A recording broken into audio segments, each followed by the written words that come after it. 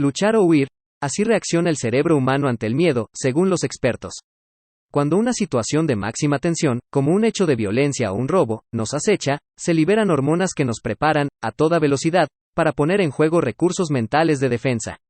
Una amenaza repentina a nuestro bienestar como una discusión agresiva, un intento de robo o una situación de violencia, ponen en juego un complejo entramado en el cerebro para reaccionar ante el miedo que genera un escenario excepcional. ¿Cómo reacciona el cerebro cuando sentimos que nuestra vida o la de nuestros seres queridos están en peligro? Infobae consultó a 3 expertos para conocer qué ocurre en la mente y el cuerpo ante una amenaza a la propia integridad y todos los factores que influyen a la hora de huir o luchar.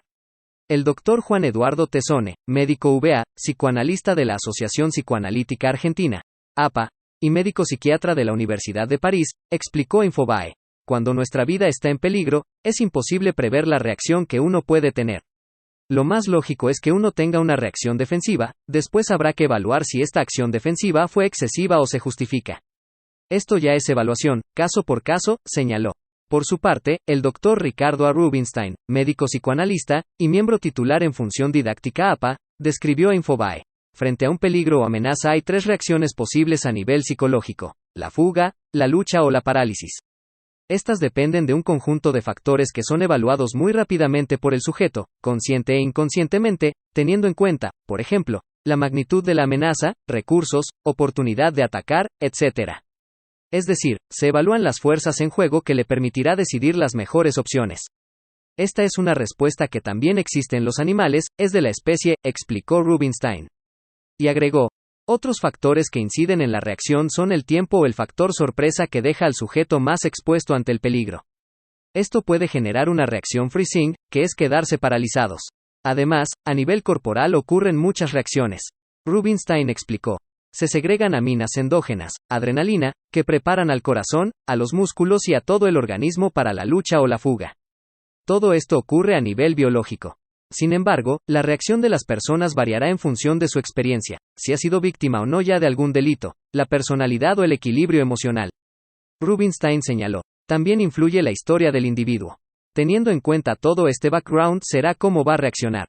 Todo ese conjunto de cosas determinan cómo actúa una persona ante la amenaza, ya sea a su vida, a su integridad propia o de sus seres queridos, a su patrimonio, etc. El mecanismo que desencadena el miedo se encuentra en el cerebro reptiliano, que regula acciones esenciales, como comer o respirar, y en el sistema límbico, que regula las emociones y las funciones de conservación del individuo. La amígdala, incluida en este sistema, analiza en todo momento la información que recibe a través de los sentidos. Cuando detecta una amenaza o peligro, desata los sentimientos de miedo y ansiedad. La amígdala despierta la respuesta del hipotálamo, la pituitaria y la glándula adrenal que liberan hormonas y neurotransmisores. Estas sustancias que produce nuestro cerebro ante el miedo tienen el objetivo de prepararnos para una posible acción muscular violenta, huir o pelear. Esto es lo que hace nuestro cuerpo como respuesta: más oxígeno. La función pulmonar y cardíaca se aceleran para llevar el oxígeno a todos los músculos. Más sangre. Los vasos sanguíneos se contraen en muchas partes del cuerpo, por eso podemos empalidecer o ponernos colorados. La digestión se frena. La función estomacal y del intestino alto se inhibe, hasta el punto en que la digestión se ralentiza o incluso se detiene.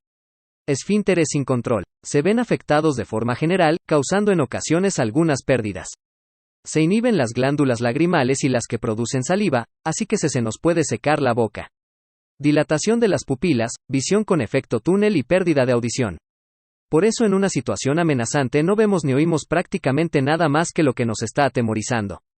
Tessone explicó que existen 3 componentes en el temor. Componente intrapsíquico. Pueden ser conflictos internos de larga data. Componente intrasubjetivo. Es un vínculo con otra persona, por ejemplo, una persona maltratada,